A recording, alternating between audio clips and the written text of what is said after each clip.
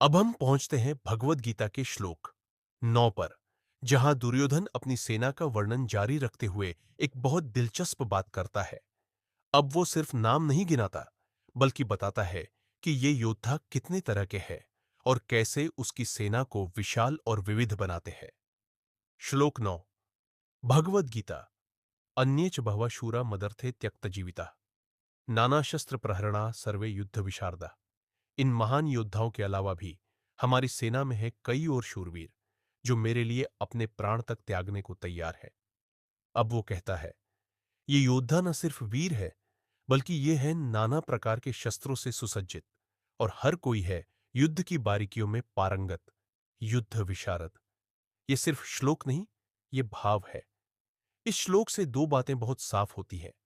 दुर्योधन की राजनीति, वो यह दिखाने की कोशिश कर रहा है कि उसकी सेना सिर्फ नामी योद्धाओं तक सीमित नहीं, उसके पास ऐसे योद्धा भी हैं जो निस्वार्थ होकर उसके लिए जान देने को तैयार है।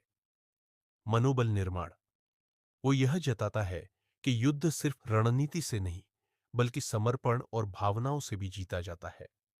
सोचिए, जब कोई नेता, कोई कप्तान या कोई राजा कहता है, मेरे लोग मेरे लिए जान दे सकते हैं, तो उसमें सिर्फ गर्व नहीं होता, बल्कि एक छुपी हुई चिंता भी होती है। कहीं ये दिखावा तो नहीं, कहीं ये लोग युद्ध के समय टिकेंगे भी या नहीं। अगर ये कोई दृश्य होता, तो दृश्य में होते हजारों सैनिक, भिन्न भिन्न अस्त्र शस्त्र लिए हुए, कोई भाला, कोई तलवार, कोई गदा, उनकी आंखों में जोश, चेहरे पर संकल्प, और सामने खड़ा दुर्योधन, जिसकी आंखों में गर्व और विश्वास की चमक।